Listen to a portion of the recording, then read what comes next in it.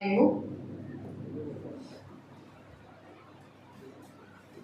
నుండి 10 వచనాలు ఉత్తర ప్రత్యుత్తర భాగాలుగా చదువుకుని ఉన్నాం.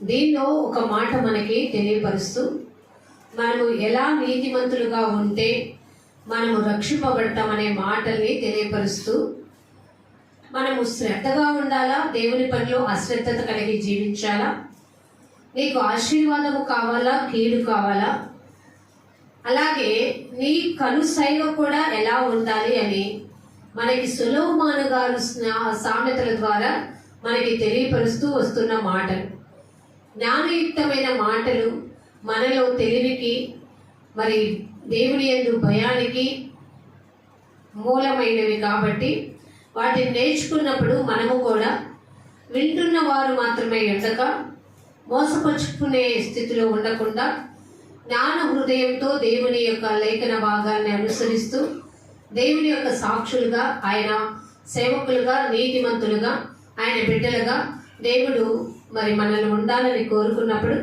మనము దేవుని ప్రేమించు వారం కాబట్టి ఆయనకి ఇష్ట ప్రకారంగా మనం నడుచుకుందాం. ఇక్కడ చూడండి, సామెతల గ్రంథము 10వ అధ్యాయంలో మనకి చెప్తున్న అమూల్యమైన మాటలు. 2వ వచనం, భక్తిహీనుల ధనము వారికి లాభకరము కాదు, భక్తిహీనుల ధనము వారికి లాభకరము కాదు, నీతి మరణం నుండి రక్షించును. నీతి దేని నుండి రక్షిస్తుందట అండి? నీతి మరణము నుండి రక్షించును. అదేంటి, డబ్బు మరణం నుండి రక్షిస్తుంది కదా, మనందరం ప్రయాసపడే దానికే కదా. ఆలోచించారా? ప్రార్థన చేసుకుని వాక్య భాగంలోకి వెళ్దాం. ప్రతి ఒక్కరు కళ్ళు మూసుకుని దేవుణ్ణి అడగండి, ప్రభా, నాకు తెలిసిన జ్ఞానం ఏం నేర్పుతుంది, కానీ నీ జ్ఞానం నాకేం నేర్పుతుంది, దేనిని సంపాదించుకున్నట యుక్తమని నాకు తెలియపరుస్తుందో ఆ జ్ఞానంలో నేను ఎదగటం నాకు నేర్పించండి ప్రభువా అని అడగండి. మహాగణుడా, మహిమోన్నతుడా, మా ప్రియుడా యేసయ్య, మీ కొందనాలు చెల్లిస్తున్నాం. ఈ జీవాహారం మాకెంతో అవసరము ప్రభా. 6 నెలలు నీ రెక్కల చాటున కృపాక్షేమ కాలములో మమ్మల్ని భద్రపరిచి 7వ నెలలో నీ సాక్షులుగానైనా నిలవబెట్టి మాకు ఆయుష్నిచ్చారంటే భూమి మీద మా పని మీ పక్షముగా చేయవలసింది ఎంతో ఉందని ప్రభా, ఇది మీరిచ్చిన భాగ్యమని తలుచుకొని నీకే ఇళ్ళలో జీవించడం మాకు నేర్పించమని ప్రతిమాలుకుంటున్నాం. సామెతల గ్రంథం 10వ అధ్యాయం ద్వారా మీరు మాకు ఇవ్వబోతున్న అమూల్యమైన జీవాహారం గురించి నైనా తెలుసుకోవాలని ఆశపడుతున్నప్పుడు, నేను నీ బిడ్డనైన నా పక్షము నుండి మీ సాధనముగా నన్ను వాడుకోండి, నా ప్రక్క నుండి బలపరచండి, పరిశుద్ధాత్మ సహాయాన్ని అందించండి. అలాగే వినటానికి వచ్చిన నీ బిడ్డలు శబ్ద యంత్రం ద్వారా వినాలని ఆసక్తి కలిగిన బిడ్డలకు కూడా నీ వాక్య లేఖన భాగాలు అర్థం చేసుకునే జ్ఞాన వివేకాన్ని దయచేయండి. అలాగే వినివారు మాత్రమే ఉండకుండా వినదాన్ని మనసును పెట్టుకొని మంచి మనసుతో దాన్ని అంగీకరించి నీ సాక్షులుగానైనా జీవించినట్లుగా కృపతో వారిని ఆదరిస్తున్నారని, వారి నిమిత్తమే మీరు వినిపిస్తున్నారనే ఆలోచనలో ఉండడానికి సహాయం దయచేయమని వేడుకుంటున్నాం. ఈ సంఘంపై మీ కరుణా కటాక్షములు, మీ మనసును నిలిపి ఈ ప్రాంగణాన్ని మీ ఆధీనంలోకి తీసుకోమని నా ప్రియుడు, రక్షకుడు, విమోచకుడు, సజీవుడైన యేసయ్య అతి శ్రేష్టమైన నామంలో ఈ ప్రార్థన యేసు నామమున మీకు సమర్పిస్తున్నాం తండ్రి, ఆమేన్.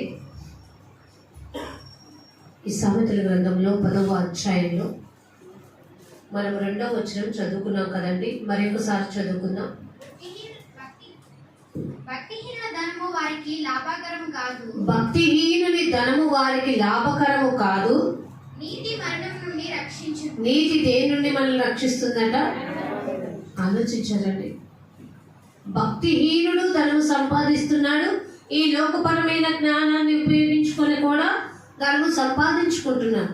కానీ దేవుడు అంటున్నాడు, కేవలం ధనము సంపాదించుకోవడానికే మీరు ప్రయాసపడి పడి పడి పడి అలసిపోయి మానసికంగా కృంగిపోయి డబ్బును దాచిన తర్వాత దాచబడిన ధనం కోసం ప్రయాసపడి అది ఎవరికి ఎలా ఇవ్వాలి డిస్ట్రిబ్యూషన్లో ఆలోచనలు సతమతమయ్యి దానికంటే నీతిగా బ్రతుకుతూ రక్షణను సంపాదించుకుని మరణాన్ని తప్పించుకునే ఆ జ్ఞానం సంపాదించుకోవడం మీకు ఉచితం.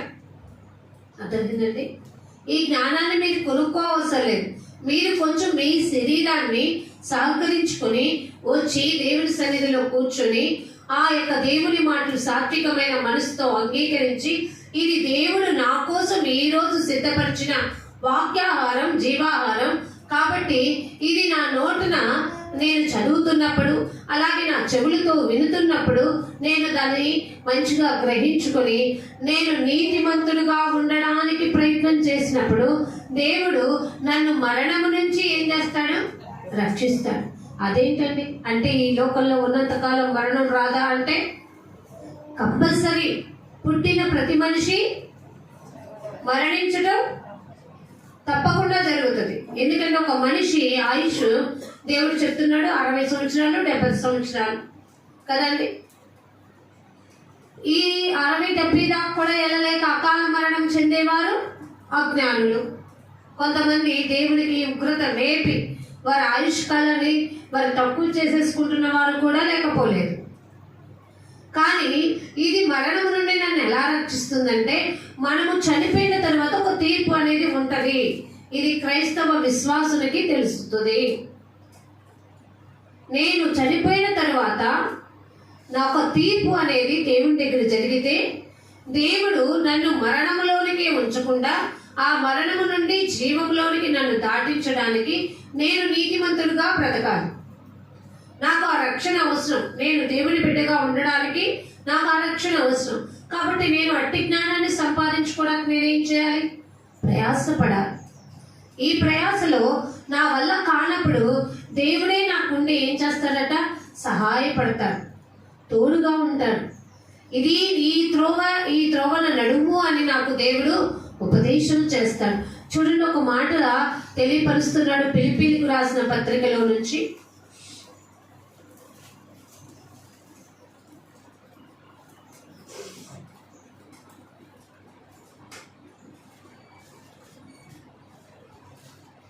ఫిలిప్పీలకు రాసిన పత్రిక 3వ అధ్యాయంలో 9వ వచనం. క్రీస్తును సంపాదించుకొని ధర్మశాస్త్ర మూలమైన నా నీతిని గాక క్రీస్తునందలి విశ్వాసము వలనైన నీతి అనగా విశ్వాసమును బట్టి దేవుడు అనుగ్రహించు నీతి గలవాడని ఆయన యందు నేను అగపడాలి. ఆలోచించారండి? మనం అనుకునే నీతి కాదట, దేవుడు అనుకునే నీతిలోకి మనం వెళ్ళాలట. ఏమని ఎంత మంచిగా ఆ మాట మనకు తెలియపరచారంటే పౌలు గారు, నేను ఎవరిని సంపాదించుకోవాలి? క్రీస్తుని సంపాదించుకోవాలి.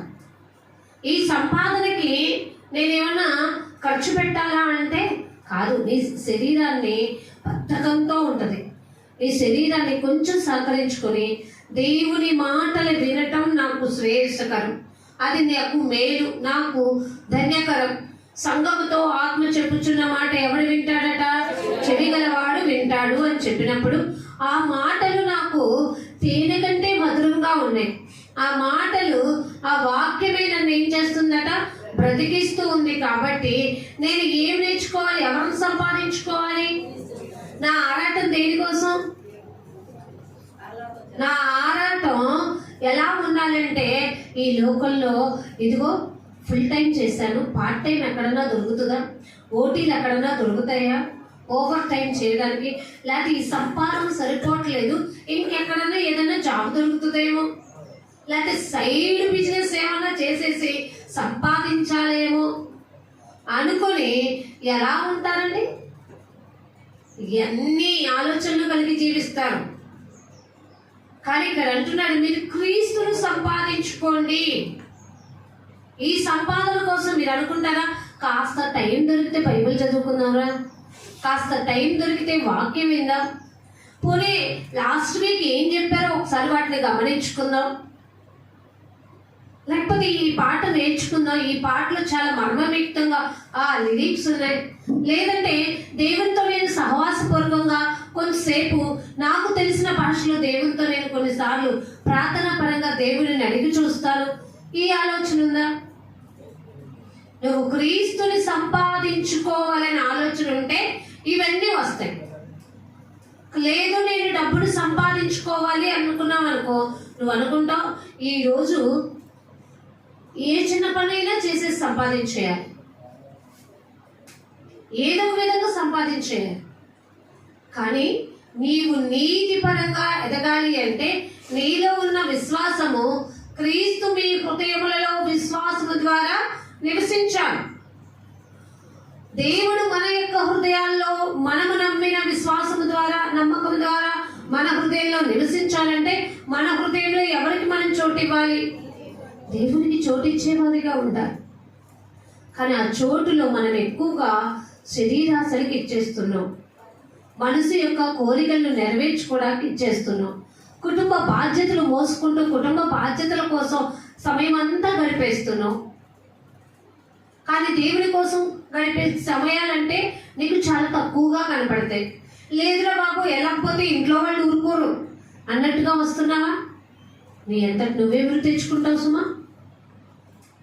ఇక్కడ అంటున్నాడు, నేను క్రీస్తుని సంపాదించుకొని ధర్మశాస్త్రం వల్లైనా నా నీతిని గాక. నేను క్రీస్తుని సంపాదించుకున్నప్పుడు దేవుడిచ్చిన నీతితోనే బ్రతుకుతా. ఆ నీతిని గాక క్రీస్తునందరి విశ్వాస సంబంధమైన నీతి ఎలా ఉండాలి అంటే, విశ్వాసమును బట్టి దేవుడు అనుగ్రహించిన నీతి గలవాడై నేను ఆయన యందు అర్థమైందండి. నా నమ్మకాన్ని బట్టి కాదు, దేవుడు నాకు ఇచ్చిన ఆ నమ్మకాన్ని బట్టి, ఆ నీతిని బట్టి నేను ఎల్లప్పుడూ నీతి కొరకు ఆకలి దప్పులు గలదానిగా జీవిస్తా. ఎందుకంటే నాకు ఏ రాజ్యం కావాలి? పరలోక రాజ్యం కావాలి. నాకు ఆ దేవుడు ఆ ధన్యత, ఆ భాగ్యం డబ్బు లేకుండానే ఫ్రీ ఆఫ్ కాస్ట్లో ఇస్తాను అంటే, అది కూడా నన్ను పిలవకుండా ఆయనే నా దగ్గరికి వచ్చి ఆయనే నన్ను హత్తుకొని నా సమస్య తెలుసుకొని నన్ను ఓదార్చి నన్ను పరిశీలన చేసి నన్ను సరైన దారిలో పెట్టడానికి తన మరి అమూల్యమైన రక్తాన్నంతా కార్చి నాలో ఉన్న పాపాన్ని కడిగి వేసిన నా దేవుని యందు నేను లక్ష్యముంచకుండా వేరొకరిని నేను అనుసరించినట్లయితే, వేరొక లోకపరమైన జ్ఞానంతో నేను బ్రతుకుతున్నట్లయితే నా బ్రతుకు వ్యర్థమైపోతుంది. అవునంటారా కదంటారా? ఆలోచించామా? మన సమయం ఎవరితో ఎక్కువగా గడపాలండి? దేవుడితో ఎక్కువగా గడపాలి. మన సమయము మన ఇంటి వారికే దొరకట్లేదట. ఎక్కడ మా ఇంట్లో వాళ్ళతో కనీసం కూర్చొని తినే టైం లేదు. I'm so busy. ఎందుకు? ప్రయాసపడి పడి పడి పడి చివరికి ఏమీ లేక, ఏది పొందుకోలేక, ఏమి సంపాదించినా ఏముందిలే లాభం అనుకొని బ్రతికే సమయమా నువ్వు గడిపే సమయం? మీ ఇంటి వాళ్ళందరితో కూర్చొని తింటున్నప్పుడు మీకు ఎంత సంతోషం వస్తుందో, అది ఎంత సంతృప్తిని కలుగు చేస్తుందో, వాళ్ళకి ఒకరితో ఒకళ్ళ ఆ ఫీలింగ్స్ షేర్ చేసుకుంటూ మాట్లాడుకుంటూ తినే ఆ యొక్క కృతజ్ఞత కలిగిన జీవితంలో ఉంటే ఎంత బాగుంటుందో. నీ ఇంటి వారిని సంతోష పెట్టగలుగుతావు, నీవు సంతోషంగా ఉంటావు. నీవు ప్రభువా మేమందరము సంతోషించడానికి కేవలం నువ్వు ఇచ్చిన దయేనయ్యా అని చెప్పి దేవుని సంతోషంతో ఆనందంతో దేవుని దగ్గరికి వెళ్ళగలుగుతావు. అటు భాగ్యం దేవుడిస్తుంటే మనం కాలదన్నేసుకునే స్థితిలో ఉంటున్నామంట. కాబట్టి మన ఆశ ఎప్పుడు ఏమి తిందామా, ఏమి త్రాగుదామా, ఏమి ధరించుకుందామా అంతేకాదు. వాళ్ళు అది కొనుక్కున్నారు, మేము ఇది కొనుక్కోవాలి, వాళ్ళు అది అలంకరించుకున్నారు, మేము ఇది అలంకరించుకోవాలి, ఇదిగో వాళ్ళు ఆ స్కూల్లో చదివిస్తున్నారు, మేము ఈ స్కూల్లో చదివించాలి, అదిగో ఆ కాలేజీలో చదివిస్తున్నారు, మేము ఎంతమైనా ఒకళ్ళు కాదు 10 మంది కష్టపడైనా చదివించేస్తాం. దేవుని ఆలోచన లేకుండా నీ సొంత ఆలోచనతో ఎగిరి పడి సమస్యను కొని తెచ్చుకొని దేవుని మీద నింద వేసేది నీతి కాదు.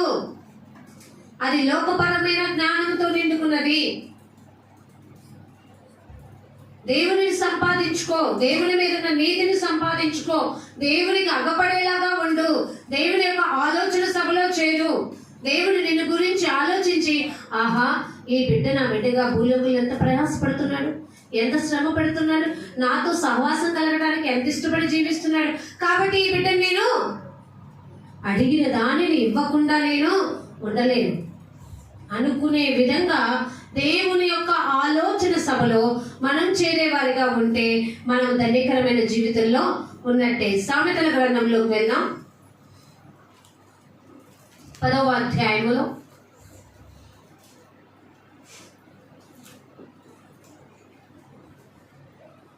3వ వచనంలో యెహోవా నీతిమంతుని ఆకలి కొననీయడు, యెహోవా నీతిమంతుని ఆకలి కొననీయడు, భక్తిహీనుని ఆశని భంగము చేయను. భక్తిహీనుని ఆశను ఏం చేస్తారట? భంగము చేయను.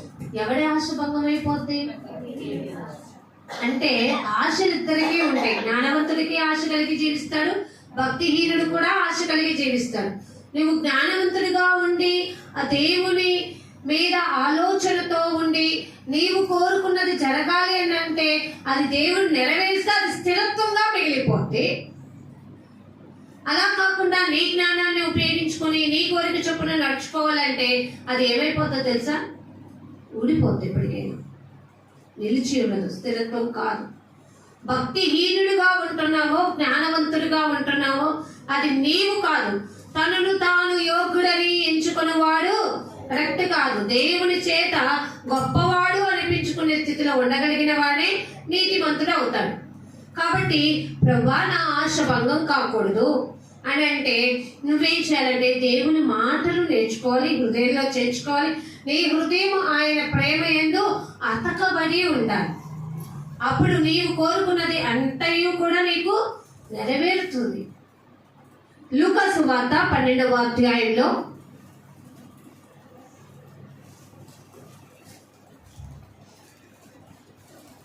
లూకా సువార్త 12వ అధ్యాయము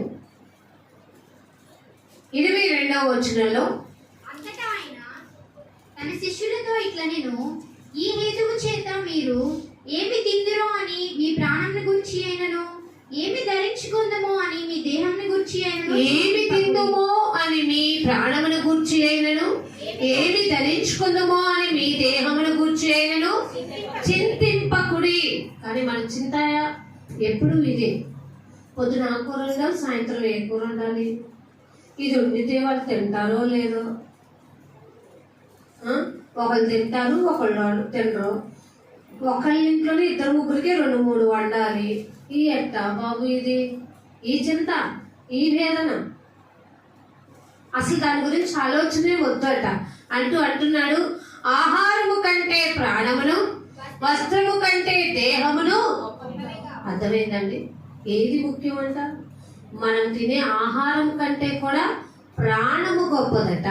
మనం వేసుకునే మన దేహానికంటే కూడా వస్త్రము ఆలోచించాలి. కానీ మనం అలాగే అనుకుంటాం కదా, దేహం కంటే వస్త్రమే గొప్పది అనుకోండి.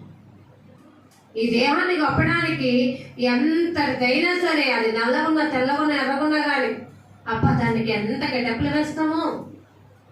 నా కలర్కి ఇది బాగుంటుందేమో కదా, కానీ దేవుని కలర్కి మనం ఎలా ఉంటున్నాం?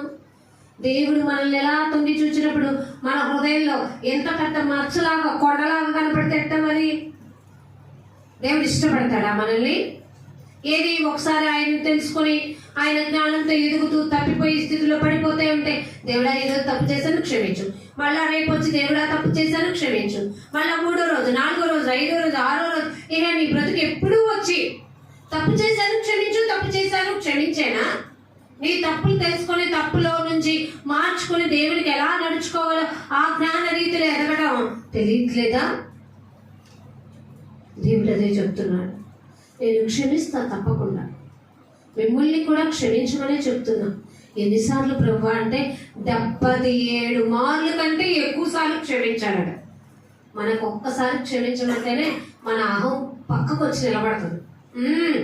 నో అని చెప్పి ఈ అహం ఏం చేస్తుందో తెలుసా? నీలో ఉన్న ఆ స్వభావాన్ని అణచుకొట్టి మూర్ఖత్వాన్ని బయట పెట్టుద్ది. కానీ మనిషికి ఉండకూడదు ఏంటో తెలుసా? అహం. ఈ యొక్క లోకపరమైన జ్ఞానం మనకు అహం నేర్పుతుంది, దేవుని పరమైన జ్ఞానం మనకి క్షమాపణని నేర్పుతుంది, సమాధానాన్ని నేర్పుతుంది, దేవుని బిడ్డలతో ఎలా ముందుకు వెళ్ళాలో నేర్పిస్తుంది, జాగ్రత్త కలిగి ఉండమంటది. అరే బాబు, నీ వస్త్రాలు కాదు నీ దేహము ముఖ్యం, నువ్వు జాగ్రత్తగా నీ దేహం కోసం అది దేవునిదిరా, దేవుని దగ్గరికి తిరిగి వెళ్ళే రీతిగా నీవు జాగ్రత్తగా ఈ దేహము, ఈ ఆత్మకి శరీరం అనే తొడుగు దేవుడు ఇచ్చి ఉండగానే, అంటే నీలో ఊపిరి నిలిచి ఉండగానే నీవు దేవుని వెతుకొని దేవుని యొక్క సాక్షిగా దేవుని చేత బలా అనిపించుకునే స్థితిలో నీ నీతి క్రియలు కనిపించే విధంగా నడుచుకోరా అంటే, తాను నీతిమంతుడుగా ఉన్నట్టు ఉండి తప్పిపోయే స్థితిలో ఉంటే మనము దేవుని చేత అసహించుకునే స్థితిలోకి వెళ్ళిపోతాం. ఆలోచిస్తున్నారా? అయ్యో, నా బ్రతికి ఎలా ఉంది, నేను ఎలా ఉంటున్నా, నన్ను చూసిన వారు ఏమనుకుంటున్నారు, నాలో స్వభావం ఎలా ఉంటుంది?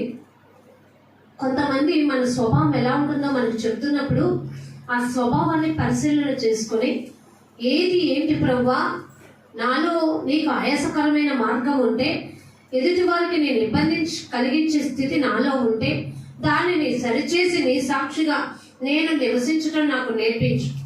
నేను ఎల్లప్పుడూ మంచి వైపు ఉండాలి, చెడు వైపు నేను ఉండకూడదు. 100 మంది వెళ్తారు చెడు వైపు, ఒక్కళ్ళు వెళ్తారండి మంచి వైపు. కానీ మన పద్ధతి ఏంటో తెలుసా? 100 మంది వెళ్ళే వైపే వెళ్తాం, ఒక్కడు వెళ్ళే వైపు మనం వెళ్ళాం. ఈ లోక జ్ఞానం అదే నేర్పుతుంది. కానీ దేవుని జ్ఞానం మనకేం నేర్పుతుందంటే, దేవుని యొక్క జ్ఞానంతో మనం ఎదిగి ఆయన కొరకు ఫలించే స్థితిలో ఉండాలి అని అనుకున్నప్పుడు దేవుని జ్ఞానం మనకు నేర్పుతుంది ఇహలోక సంబంధమైన ఆశలన్నిటినీ వదులుకొని పరలోక సంబంధమైన వాటిలో మనము చేర్చబడాలంటే దానికి అర్హత ఏం కలిగి ఉండమన్నాడు దేవుడు. ఆ అర్హతను సంపాదించుకోవడానికి నేను నా యొక్క పాపాన్ని విడిచిపెట్టి నా ఆలోచనలు కాకుండా దేవుని ఆలోచనలకు నేను సమయం ఇచ్చి అవకాశం ఇచ్చి ఆయన సభలో నేను చేరేదానిలాగా ఉంటే ఎంత బాగుండును. ఆలోచించారండి, జాగ్రత్తగా ఉండండి. కానీ మనం అలా ఉండట్లేదట. భక్తిహీనతలో మునిగే వారితో మనం కూడా ఉంటున్నామట. అయ్యో, నేను ఒక విశ్వాసనే, నేను రక్షింపబడ్డానే, అవిశ్వాసులతో జోడి వద్దంటే నేను అవిశ్వాసులతో జోడి కలిపి వారు ఏదంటే అది అంటూ నా మార్గ శైలిని తప్పించేసుకుంటూ నేను అడుగున పడిపోయే మూర్ఖతలోకి వెళ్ళిపోతున్నానే. ఇది దేవుని నీతి కాదు కదా.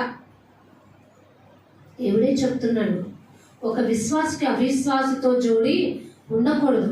ఉంటే అపవాదికి చోటిచ్చినట్టే వాడు కూడా వాడికంటే దౌర్భాగ్యపు స్థితిలోకి వెళ్ళిపోతున్నట్టే. కాబట్టి మీ సహవాసం ఎవరితో ఉంటున్నారో కూడా చెప్పాడు దేవుడు. ఎవరితో ఉండమన్నాడు? పరిశుద్ధులతో సహవాసం కలిగి జీవించండి అన్నాడు. రాత్రి కాలం కూడా మనం చెప్పుకున్నాం. అక్కడ అనేక మంది కూడి, పురుషులను స్త్రీలు కూడి అక్కడ దేవుని వాక్యాన్ని ఏం చేస్తూ వచ్చారట? ఎడతెగక ప్రార్థిస్తూ, చెప్పుకుంటూ, బోధించుకుంటూ, అయ్యో మనలో నుంచే ఒక మూర్ఖుడు బయటకు వచ్చి మనతో పాటు బలలో పాలు పొందాడే, అతడే ఆ యొక్క మూర్ఖ స్వభావం కలిగిన వాడే యేసు ప్రభుని అప్పగించాడు అని చెప్పుకున్నారు. పరిచర్యలో పాలి భాగస్థుడయ్యాడు. ఎవరు? మన ఇస్కరియోతు యూదా. పరిచర్యలో పాలి భాగస్థుడయ్యి దేవుడిని అప్పగించాలనే ఆలోచనలో ఉండి ఆ దుష్టులతో కూడా చేయగలిపాడు. అంటే ఇటు అటు వీడి జీవితం ఎప్పుడు ఎలాంటి జీవితం? నులివెచ్చని జీవితం. అలాంటి యూదాలు భూమి మీద ఉంటున్నారు, జాగ్రత్త పడాలి. కానీ చివరికి యూదా పరిస్థితి ఏమైపోయింది? ఉరి పెట్టుకొని చనిపోయి ఆ పేగులు బయటకు వచ్చి అతని ఇల్లు కూడా ఎవడునూ కూడా ఇక ఎన్నడూ ఉండకుండా అయిపోయే స్థితికి వెళ్ళిపోయారు. కాబట్టి అలాంటి యూదా మనస్తత్వం మనకు అవసరమా? మనము క్రీస్తు బిడ్డలము, క్రీస్తు కొరకు క్రీస్తు మనసు కలిగి జీవించడం మన వల్ల కాదు. కానీ మన ప్రయత్నం మనం చేస్తుంటే మనలో చేదైన వేరు ఏదైనా ఉంటే ఆయన దేవుడే వెతికి దాన్ని తీసి పారవేసి మనని సరైన స్థితిలో దేవుడే నడిపిస్తానని అంటుంటే నీవు శ్రద్ధ కలిగి ఆయన మాట వినట్లేదే. అదే సామెతల గ్రంథం 10వ అధ్యాయంలో చెప్తున్నాడు.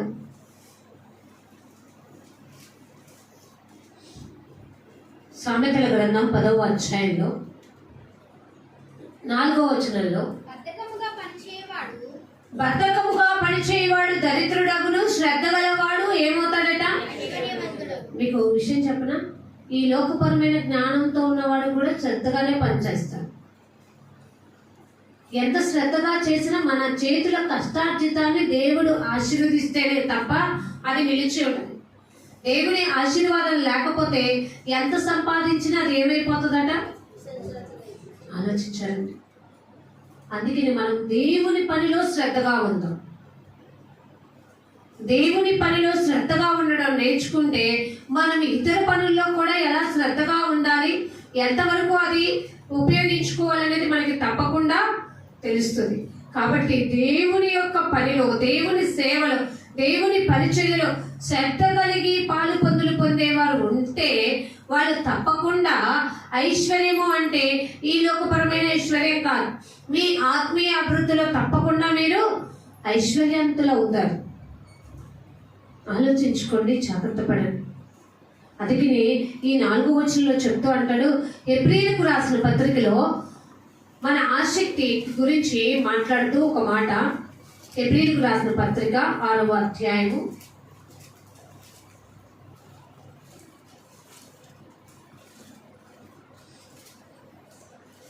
11-12 వచనాల్లో మీరు మందులు కాక మనం ఏం కాకూడదట అండి? మందులు కాక మీరు మందులు కాక విశ్వాసము చేతను. అదండి మనకి ఏం కావాలట? అదేంటి మనం అనుకుంటాం, డబ్బు చేతను, ఇంకా ఏమన్నా ఉంటే పేరు ప్రఖ్యాతులు పొందిన వారి చేతను మా పనులు సక్రమంగా మేము జరిగించేసుకుంటాం, మాకు ఇక వేరే ఎవరితో పని లేదు, మాకు తెలిసిన వాళ్ళు, మా పెద్దోళ్ళు ఉన్నారు, మా వాళ్ళు ఉన్నారు అని అనుకుంటూ భుజాలు కడుక్కుంటే మొత్తం ఒకానొక రోజున దేనికి పనికి రాకుండా పోతుంది. దేవుని కంటే అధికంగా ఎవ్వరికీ కూడా ఏ విషయంలో మనము అవకాశం ఇవ్వకూడదు. దేవుడు తన బిడ్డల్ని భూలోకంలో కొంతమందిని ఏర్పాటు చేశారంటే దాని అర్థం నీకు ఇష్టం వచ్చినట్టుగా నీ చేయడానికి కాదు, నీకు ఇష్టం వచ్చిన తెచ్చుకొని చేసుకోవడానికి కాదు.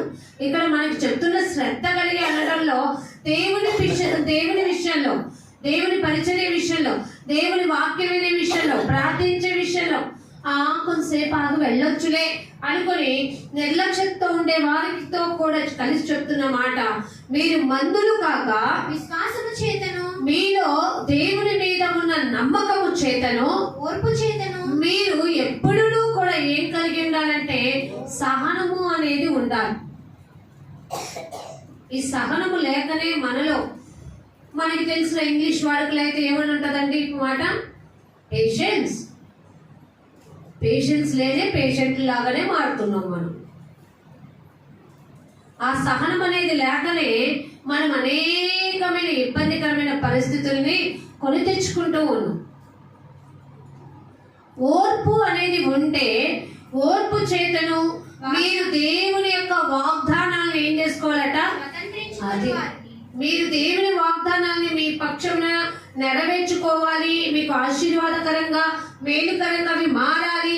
దేవుడు నాకు చేసిన వాగ్దానము అది నా పట్ల నెరవేరాలి అని అనుకుంటే నీవు ఆ వాగ్దానాన్ని నెరవేర్చుకోవడానికి కావలసిన నమ్మకం నీ దగ్గర ఉండాలి, కావలసిన సహనము కూడా నీ దగ్గర ఉండాలి. అప్పుడు నువ్వు ఏది కోరుకొనినను దేవుడు అది నీకు తప్పకుండా ఇస్తాడు. చాలా వరకు లోకపరమైన మాటలు చెప్పి చెప్పి చెప్పి అనేక మంది దైవజనులు కూడా ఏం చేస్తున్నారంటే ఈ యొక్క లోకపరమైన మాటలతోనే వాళ్ళ తట్టు లేపుతున్నారు, కానీ వాక్యపరమైన మాటల్లోకి తీసుకురావడానికి ప్రయత్నం చేయట్లేదు. మన వాళ్ళలో కొంతమంది కూడా నేను చూస్తూ ఉన్నా, వాళ్ళు పెడుతున్న స్టేటస్లు చూసి ఆశ్చర్యపోతూ ఉన్నాం. ఈ లోకంలో నువ్వు ఒక్కడవే అనుకుంటున్నావా? నీకెవరు లేరనుకుంటున్నావా? నువ్వు బాధల్లో ఉన్నావా? కృంగిపోయావా? లేవాలనుకుంటున్నావా? ఈ పక్షంలో ఎవరున్నారో చూసావా? ఇలాంటి మాటలతో ఆకర్షించబడతావా నువ్వు? దేవుని మాటలు వద్దా నీకు? దేవుడు అన్నది లోకపరమైన మాటలు కాదు, ధర్మశాస్త్ర సంబంధమైన ఈ పరిశుద్ధ గ్రంథ లేఖనములోని మాటలతో నీ బ్రతుకు బాగుంటుంది. దేవుడు నీ వాక్యమే నన్ను బ్రతికిస్తుందని మనం చెప్పుకుంటున్నప్పుడు, మరి లోకపరమైన మాటలు చెప్తున్నప్పుడు ఆ మాటల ద్వారా బ్రతికించేస్తావా? ఆ మాటల ద్వారా ఆదరణ పొందేస్తావా? దశలోనికి రాసిన పత్రికలో కూడా ఒక మాట అంటున్నాడు, మీరు వాక్యపరమైన మాటలతో ఒకరినొకరిని ఆదరించుకోండి, ధైర్యం చెప్పుకోండి అంటున్నప్పుడు అవి మర్చిపోయి ఉన్నట్లయితే మనము ఏమైపోతాం తెలుసా? పడిపోయేవారిగా ఉంటాం కదా. మనం బలహీనులకు కాకూడదు, మనం బలవంతులుగా ఉండాలి. దేవుని యొక్క సాక్షులుగా మనము ముందుకి కొనసాగేవారు ఉండాలి. అందుకని మన విశ్వాసము ఓర్పు చేతను వాగ్దానాన్ని, దేవుడిచ్చిన ఆ లేఖన భాగాన్ని దేవుడు చెప్పాడు, దుష్టులు ఆలోచించే విధానాన్ని ఆలోచన ఉండకూడదురా, అది మూర్ఖ స్వభావం. పాపులు ఈ మార్గంలో నడవమంటాడు, ఆ మార్గాన నీవు నడవవద్దు. ఇంకేం చెప్పాడండి? దుష్టుల ఆలోచన చెప్పు నడువుగా, పాపుల మార్గంలో నిలువుగా, అపహాసకులు వెళ్తూ వచ్చే వారిని, పోతున్న వారిని, వస్తున్న వారిని చూసి అపహాసం చేస్తూ ఎగతాళి చేసి ఇన్సల్టింగ్ గా మాట్లాడేవారు చొప్పున నీవు జోడి ఉండకుండా, నీకంటూ నేను ఒక ధర్మశాస్త్ర గ్రంథంలోని మాటలు చెప్పాను కదా, ఆ మాటలు నీవు ఆలకించి వాటి చొప్పున, అంటే మనం నడుస్తున్నప్పుడు, నిలుచున్నప్పుడు, పడుకున్నప్పుడు, లేచినప్పుడు, తింటున్నప్పుడు, పడుకుంటున్నప్పుడు, ఇతరులతో సంభాషిస్తున్నప్పుడు కూడా మన మధ్యలో ఎప్పుడు ఏ మాటలు గుర్తుకు రావాలి? దేవుని గూర్చిన వాగ్దానపరమైన మాటలు. ఏంటి ఆ వాగ్దానపరమైన మాటలు అంటే, దేవుడి పరిశుద్ధ గ్రంథంలో లిఖించబడిన ప్రతి మాట కూడా వాగ్దానంతో కూడుకున్నది. దీన్ని మనం స్వతంత్రించుకోవాలి. అంతేగాని లోకపరమైన మాటలకి మీరు ఆకర్షితులు కాకండి. ఏం వింటున్నారో, ఏం చేర్చుకుంటున్నారో జాగ్రత్త పడండి. విశ్వాసము చేతను, ఓర్పు చేతను వాగ్దానమును స్వతంత్రించుకొని వారిని పోలి నడుచుకున్నట్టుగా. ఎవరిని పోలి నడుచుకోమన్నానండి? మనము దేవుని బిడ్డలను పోలి నడుచుకున్నట్లుగా. అది మన వల్ల అవుతుందా? కాదు. కానీ పక్షంలోనే మనం ఆదరణకర్త సహాయం పొందుకుంటున్నాం. తండ్రి, నా పరిస్థితి ఇది, నా బలహీనత ఇది, నా కోరిక ఇది, తప్పు చేస్తున్నా, తప్పు ఆలోచిస్తున్నా, మూర్ఖ స్వభావంతో ఉంటున్నా, ఏది చేయాలో దిక్కుతోచని పరిస్థితుల్లో ఉన్నా, కానీ దేవుడా నీవే నాకు దిక్కయ్యా, నా పరిస్థితి నీ ముందు పెడుతున్నా, నాకు సహాయం చేయి, నాతో మాట్లాడు, నా పక్షము నుండి ప్రభువా. నేను ఏది మాట్లాడాలో, ఏది చేయాలో తెలియని స్థితిలో ఉన్నప్పుడు నేను మీద ఆధారపడుతున్నాను కదా ప్రభు, నన్ను వదిలేయకు ప్రభా, నీ బిడ్డగా ఉండాలనుకుంటున్నాను ప్రభా. నీ బిడ్డ నేను నాపై జాలి చూపించు, నన్ను ఆదరించు, నా సహాయములకు రా, నాకు సహనము నీవు, ఓర్పు నీవు నైనా. నేను నమ్మకంగా నీ బిడ్డగా నేను జీవిస్తాను ప్రభు. అపనమ్మకం అనేది నాలో కలగకూడనట్లుగా నాకు సహాయం చేయి ప్రభు. భయం అనేది నీ ఎందైన భయము పవిత్రంగా ఉంటుంది, కానీ ఈ లోకంలో ఉన్న మనుషులకు భయపడటం కాదు ప్రభు. నేను నీకు భయపడి జీవించడం నాకు నేర్పించు. నేను నీ బిడ్డని, రక్షింపబడ్డాను. అవిశ్వాసుల మాటలు నేను వినకూడదు. విశ్వాసుగా జీవిస్తూ నీవు నాకు ఇచ్చిన ఆ యొక్క సంఘంలో నాటబడిన మొక్కనే నేను నిరంతరం ఫలిస్తూ నీ కొరకు ఫలాల అభివృద్ధిలో ఎదిగే పాటలో నన్ను ఉంచు ప్రభువా. ఇలా మనం అడగాలండి మన ప్రార్థనా శైలి. అందుకని మనం అలా పోలి నడుచుకుంటున్నట్టుగా మీలో ప్రతివాడును మీ నిరీక్షణ ఏమైపోవాలో తెలుసా? అది మనం పరిపూర్ణతలోకి వెళ్తాం. మీ నిరీక్షణ ఎప్పుడు ఏమైవ్వాలంటే అది ఫలసాధకంగా ఉపయోగపడాలి. ఒకటి సాధించాలి అని అంటే నీవు అది వచ్చేంత వరకు వెంటాడడం నీకు ఆలోచన అయిపోతే, దేవుడు అంటున్నాడు, అరే భూమి మీదకి నిన్ను ఒక ప్రయాణకాల జీవితంలో నేను పంపించాలి. వెతుక్కుంటూ ఆ ప్రయాణకాల జీవితంలో నీకు 60 ఇచ్చాను, 70 ఇచ్చాను, 50 ఇచ్చాను ఆయుష్కాలం. ఆ ఆయుష్కాలంలో నువ్వు నన్ను వెతికి పట్టుకునే లోపే సగం ఆయుష్కాలం వెళ్ళిపోతుంది. మిగిలిన ఆయుష్కాలంలో నా మాటలు విన్న నీవు, నన్ను తెలుసుకున్న నీవు స్థిరత్వం కలిగి జీవిస్తావా? వాగ్దానాన్ని స్వతంత్రించుకున్నావా? దేవుడు మనకిచ్చిన వాగ్దానాన్ని గట్టిగా పట్టుకోవాలండి. విడువక దేవునిని వెంబడించడం నేర్స్తే మన జీవితంలో ఎదురైన ప్రతికూల పరిస్థితులు కూడా దేవుడు అనుకూలంగా మార్చగలిగిన సమర్థత కలిగిన దేవుడు అన్నాడు కదా. నేను స్థితిని గతిని నేను మార్చగలిగిన దేవుడు అన్నాడు కదా.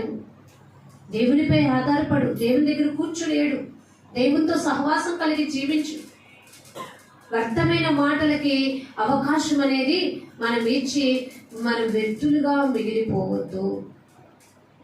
దేవుని పట్ల ఉన్న నిరీక్షణ మనం ఏం చేద్దాం, ఫుల్ఫిల్ చేసేసుకుందాం. ఫుల్ఫిల్ చేయాలనుకున్నప్పుడు కొన్ని ఇబ్బందికరమైన పరిస్థితులు మనకి వస్తూ ఉంటాయి. జాగ్రత్త పడదామా? మన మనసు లోకం వైపు కాదండి, లోకంలో ఉన్న మనుషుల వైపు కాదండి, మన మనసు దేవుని వైపు తిప్పాలి. యాకోబు రాసిన పత్రికలు అంటారు కదా, మీరు దేవుని యొద్దకు రండి, అప్పుడు ఆయన మీ యొద్దకి వచ్చును. ఎంత మంచి దేవుడు అండి. శ్రమలో, శోధనలో, ఇరుకులలో, ఇబ్బందుల్లో నా పక్షము నుండి, మన పక్షము నుండి మనకి సహాయం చేస్తూ మనల్ని లేపగలిగిన సమర్థుడైన దేవుడిని కలిగి ఉన్నాం. కాబట్టి మనం ఆసక్తి విషయంలో దేవుని పట్ల మాంద్యత కలిగిన జీవితంలో మనం ఉండొద్దు. ఇంకా సామెతల గ్రంథంలో 10వ అధ్యాయంలో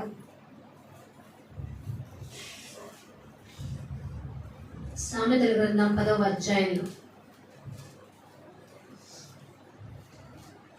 దేవుడు అసహించుకునే పేరు కూడా ఒకటి చెప్తున్నాడు. అంతేకాదు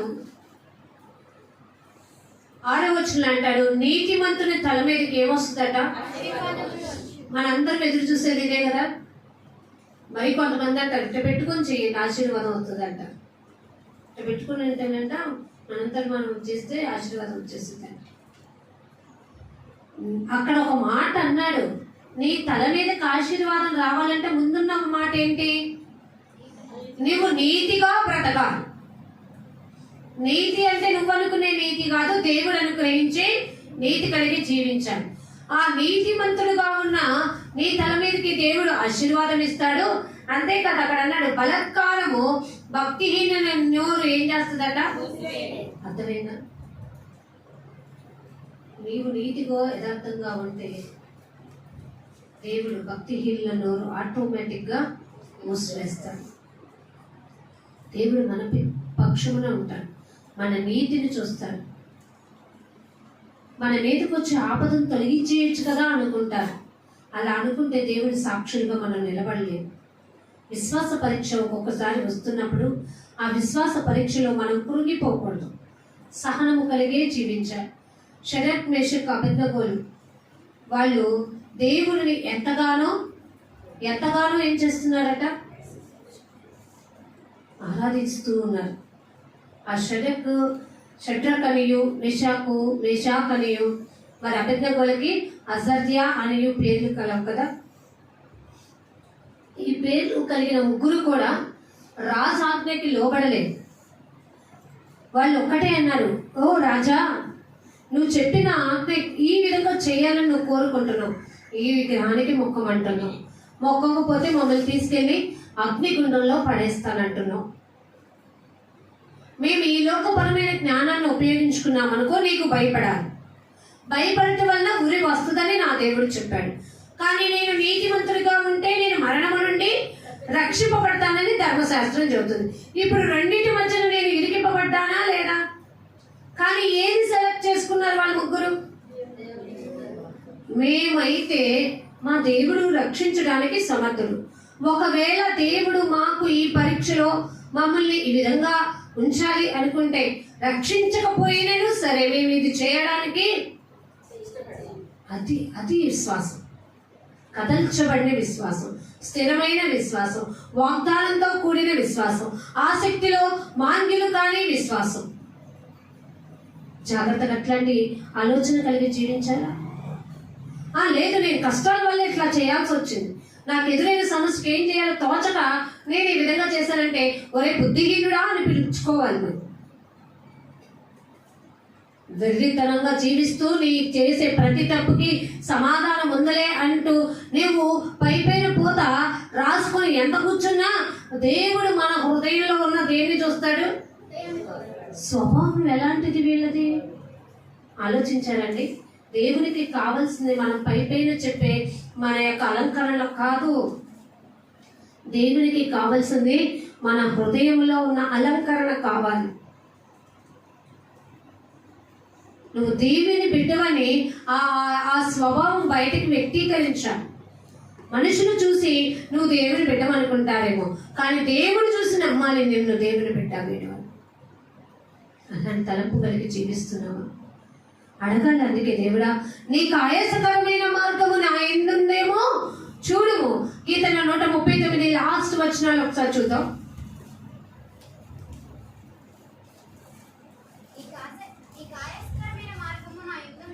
నీకు ఆయాసకరమైన మార్గము నా యందు ఉన్నదేమో చూడుము. అదండి, జ్ఞానము గలవాడు దేన్ని ఎత్తుక్కుంటాడు? ప్రభా, నేను బుద్ధిహీనుడై ఆయాసకరమైన మార్గాన్ని ఎంచుకున్నా, కానీ ఇప్పుడు నేను జ్ఞానవంతుడుగా నిన్ను ఎత్తుకున్న తర్వాత నేను ఏ మార్గాన్ని నడవాలనుకుంటున్నా? నిత్య మార్గానికి వెళ్ళాలనుకుంటున్నా. ఆ పరలోక రాజ్యానికి వెళ్ళే మార్గాన్ని వెతుక్కోవాలనుకుంటున్నా. మోక్షానికి వెళ్ళే మార్గాన్ని వెతకాలనుకుంటున్నా. స్వర్గానికి వెళ్ళే మార్గాన్ని వెతకాలి అనుకుంటున్నా. మరి అటు ఆ మార్గం నాకు కావాలంటే నేను ఎలా ఉండాలి? చూడండి, నెక్స్ట్ అంటాడు, నా హృదయంను పరిశోధించుము, పరిశీలించుము. అర్థమైందండి? ఆ మాట మనకు అవసరం. దేవా నన్ను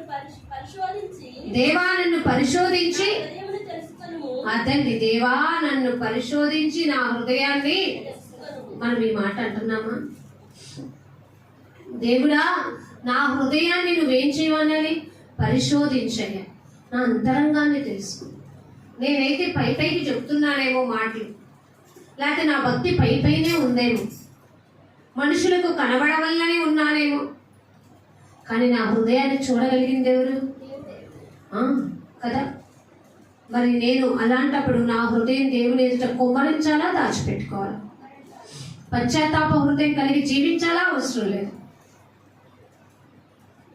ఎప్పుడు ఒకటే అనుకో, ఏమీ లేదు నా యందు అతిశయించుటకు, నా అతిశయం నీవే యేసయ్యా.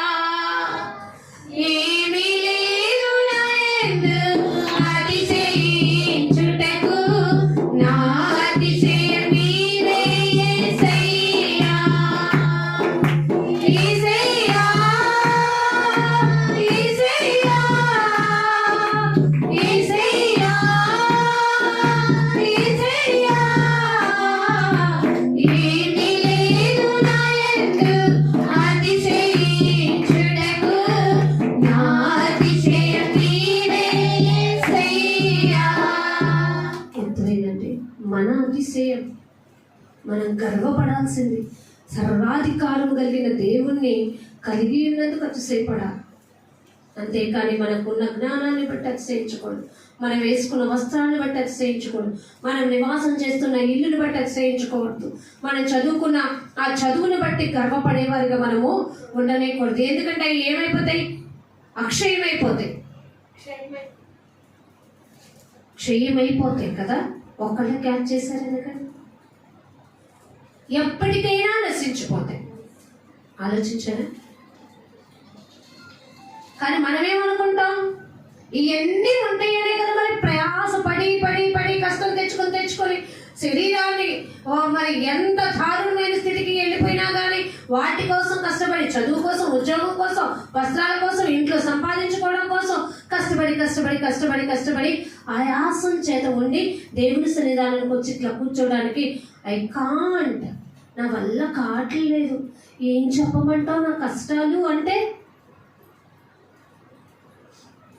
నీలో దేవుని జ్ఞానం లేదు. దేవుని కంటే నీ కష్టాలు ఎక్కువ అనుకుంటే మూర్ఖత్వమే. నాకంటే కూడా అధికమైన కష్టాలు నా కోసం పడినా, నా కోసం అవమానించబడ్డా, నా కోసం శిక్షణ పొందిన నజరేయుడైన యేసు యందే నేను ఎప్పుడూ నా గురి కలిగి జీవించాలి. అది ఆశీర్వాదం ఇస్తుంది. అలాంటి బుద్ధి కలిగి జీవిస్తే నీకు ఆశీర్వాదం వస్తుంది, మేలు కలుగుతుంది. ఆ మేలు నీకు ఎలా ఉంటుందో తెలుసా? ఎప్పటికంటే కూడా అధికంగా దేవుడు నిన్ను హెచ్చించే స్థితిలోకి వెళ్తుంది. సామెతల గ్రంథం 10వ అధ్యాయము 9వ వచనంలో ఒక మాట, యథార్థముగా ప్రవర్తించువాడు నిర్భయముగా ప్రవర్తించును.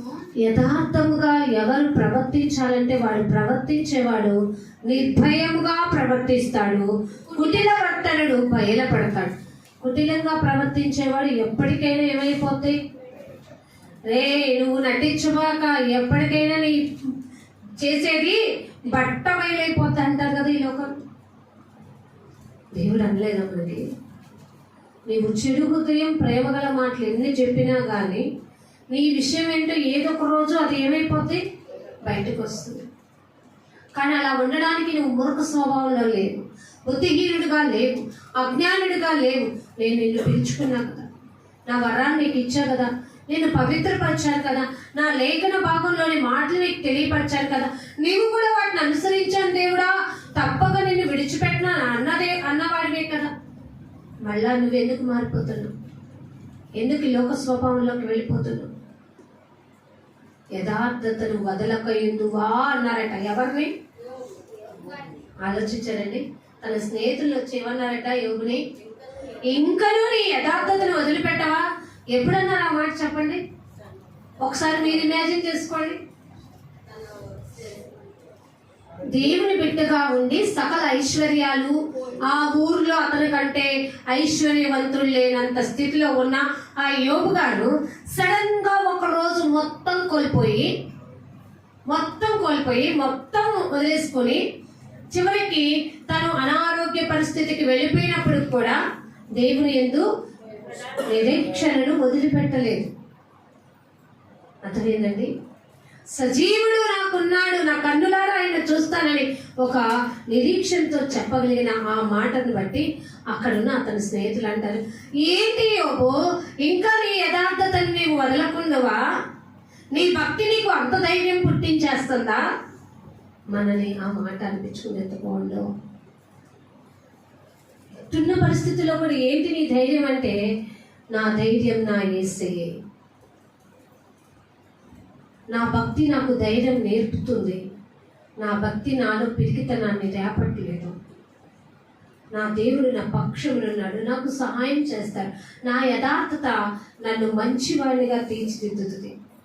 నా యథార్థతని దేవుడు చూస్తున్నది.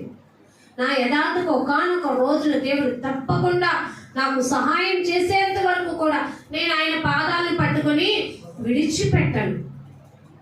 గోజాడటం, ప్రార్థించటం, ఆయన సహవాసాన్ని విడివక వెంబడించడం నేర్చుకుంటా. ఇది కదండి మనకి కావాలి. కుటిలవర్తనుడు కంట ఎలాంటి వాడో ఈజీగా తెలిసిపోదండి. అక్కడ చూడండి ఒక మాట, మత్తయి సువార్త 10వ అధ్యాయంలో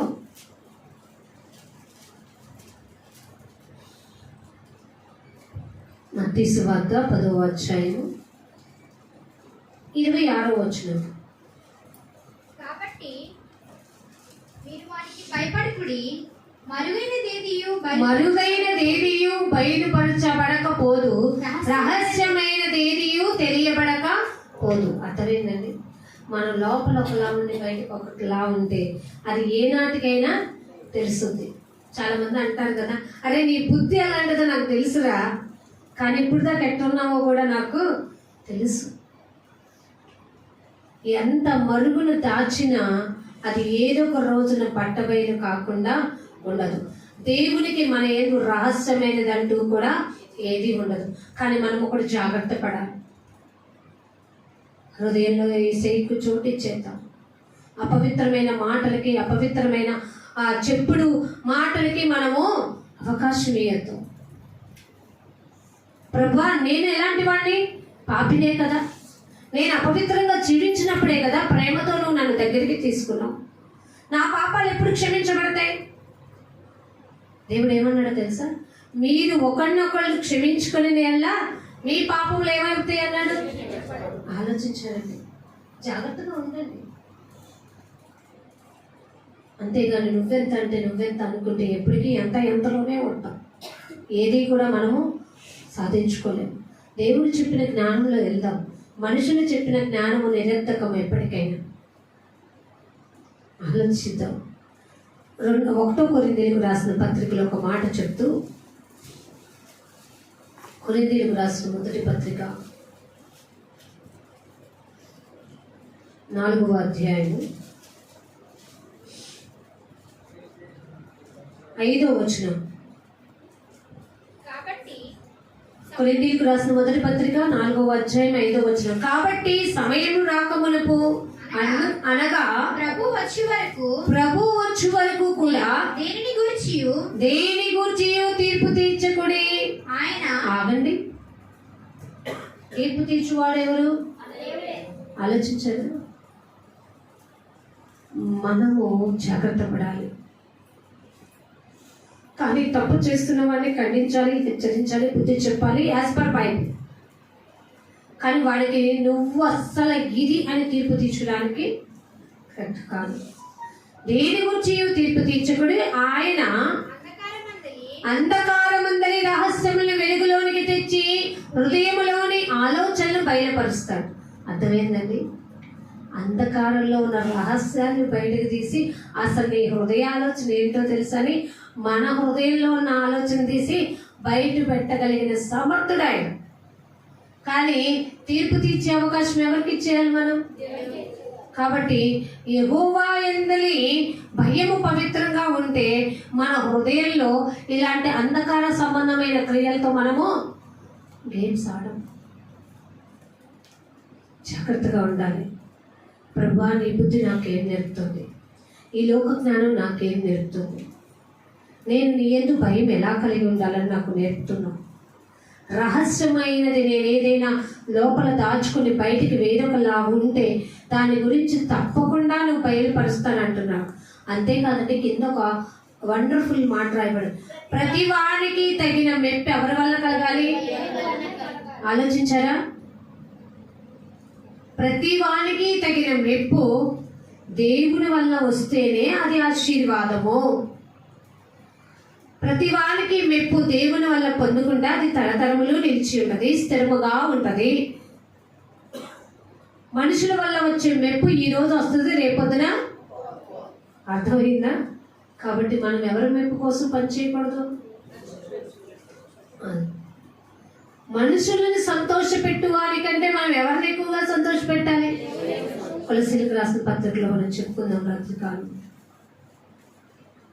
మనుషులను మెప్పించాలి అనుకోవడం కాదు, దేవుని మెప్పు కోరుకొని బ్రతుకు. దేవునికి ఇష్టంగా చేయి. నీ యొక్క సకల ప్రవర్తన యందు అవకాశము దేవునికి ఇచ్చేసే.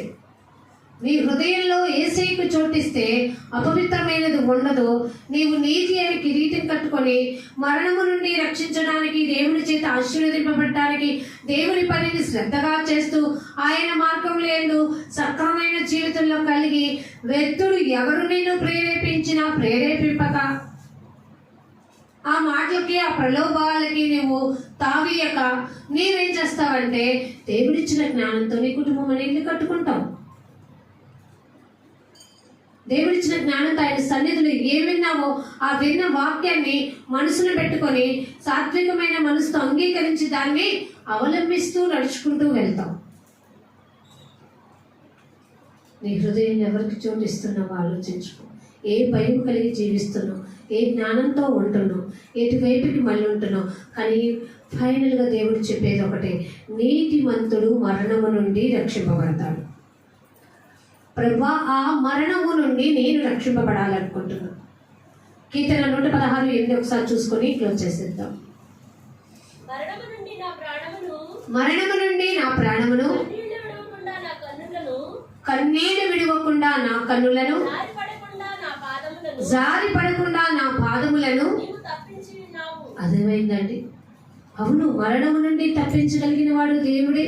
కన్నీళ్లు విడవకుండా మన కన్నులని కాల్చువాడు దేవుడే. జారి పడకుండా మన పాదములు తప్పించువాడు కూడా దేవుడే ఉన్నాడు. ఆలోచించారండి? మన నీతి కాదు, దేవుని నీతిగా ఉండి మన మరణము నుండి తప్పించబడడానికి చూసుకుందాం. ఇది దేవుని వాక్యం అని గుర్తెరిగి దేవుని వాక్యం ద్వారా కట్టబడిన వాళ్ళు వర్ధిల్ల చేయబడతారని కూడా దేవుడే చెప్తున్నాడు. కక్ష చేతను, భేదము చేతను, శోభాతిశయం చేతను మనం వాక్యం బోధించే వారిగా ఉండకూడదని మరి పౌలు గారు తెలియపరిచారు. ఏ జ్ఞానంతో నేను వెళ్తున్నా ప్రభా, ఎలా నా హృదయం అనే ఇల్లు కట్టుకుంటూ నా హృదయంలో నీకు చోటిస్తూ నీవిచ్చే ఆ యొక్క ఐశ్వర్యాన్ని పొందుకోవాలి అంటే నేను ఆ మరణము నుండి తప్పించబడాలి అంటే ఆ నీతిని ఎలా సంపాదించుకోవాలి, అది దేని ఎందుందో మీరు మాకు తెలియపరిచారు. కాబట్టి నా నీతి దేవుని నీతి అగునట్లుగా నా విశ్వాసము, నా ఓర్పు నీ వాగ్దానాన్ని స్వతంత్రించుకునే విధంగా నేను ముందుకు కొనసాగునట్లుగా మమ్మల్ని దీవించండి తండ్రి అని మీరు కోరుకోండి. ఈ కొద్ది లేఖన భాగాల్ని దేవుడు మన వెనుకల్లో ఫలింప చేయనుగాక. ఆమేన్. ప్రార్థన చేసుకుందాం. మహాగణుడా, మహిమోన్నతుడా, మా ప్రియుడా యేసయ్య మీకు వందనాలు చెల్లిస్తున్నాం. జ్ఞానము గల మాటలు చెప్తున్నప్పుడు జ్ఞానము గలవాడు మాత్రమే దాన్ని సంపాదించుకుంటాడు. కానీ ఈ భూమి మీద ప్రతి ఒక్కరికి నైనా ఈ మాటలు మీరు వినిపిస్తున్నారు. సంఘముతో ఆత్మ చెప్పుచున్న మాట చెవి గలవాడే వినుగాక అని మీరు సెలవిస్తున్నారు. నీ మాటలు ఏవి సత్యమో అని ఏవి యోగ్యమైనవో అని నైనా ప్రభా మీరొక జ్ఞానంతో కాకుండా మీరిచ్చే జ్ఞానంతో ప్రభా పరిశీలన చేసుకొని వాటిని ఆచరణలో పెట్టుకొని వాక్యానుసారమైన జీవితంలో నడుచుకుంటూ హృదయంలో యేసుకు చోటిస్తూ హృదయంలోనైనా ప్రభ వాగ్దానాన్ని స్వతంత్రించుకున్నట్లుగా ఓర్పు చేతను నాయన ప్రభ దాన్ని స్వతంత్రించుకునే రీతిలో నీ యందు అతకబడి నీ సాక్షులుగా ఇల్లు జీవించినట్లుగా ఉన్నట్లయితే మా నీతి మరణం నుండి కాపాడబడతామని ప్రభు తెలియపరచు. అలాంటి యథార్థత, అలాంటి నీతి మేము కలిగి జీవిస్తున్నాలి అని ఆశపడుతున్న ప్రతి ఒక్కరికి నేను మీరు అది ఉచితంగా దయచేసే దేవుడు అని తెలియపరిచారు. అంధకార హృదయంలో ఉన్నవి దేవుడు హృదయం ద్వారా బయటికి వెలుగులోనికి తెస్తాడంటున్నాం. కాబట్టి మనుషుడు హృదయం నిండిన దాన్ని బట్టే నోరు మాట్లాడుతుందని కూడా సెలవిచ్చారు. కాబట్టి నీ హృదయంలో దేవునికి మాటలు ఉంచుకో. అప్పుడు నీ స్వభావం కూడా మారిపోద్ది, నీ ఆలోచన మారుతుంది, నీ బుద్ధి మారుతుంది, నీ జ్ఞానం మారుతుంది. నీ బుద్ధి చేత నేను ఆశీర్వదింపబడతావు, నీ జ్ఞానము చేత నేను ఫలవంతుడు అవుతావు అని నాయన మీరు చెప్పిన మాటలు ఆ తగిన కాలం ముందు నెరవేరుతాయి. ప్రతి వానికి మెప్పునైనా మీ వల్ల కావాలి ప్రభు. మనుషులు ఇచ్చే మెప్పు కంటే మీరిచ్చే మెప్పు కోసం మేము ప్రయాసపడ్డాం. మాకు నేర్పించును. విన్న వాక్య నిబిడలందరి హృదయాలు నీరు కట్టి ఫలింపచేయమని మనసారా నిన్ను కోరుకుంటూ యేసు నామమున ఈ ప్రార్థన మీకు సమర్పిస్తున్నాం తండ్రి. ఆమేన్.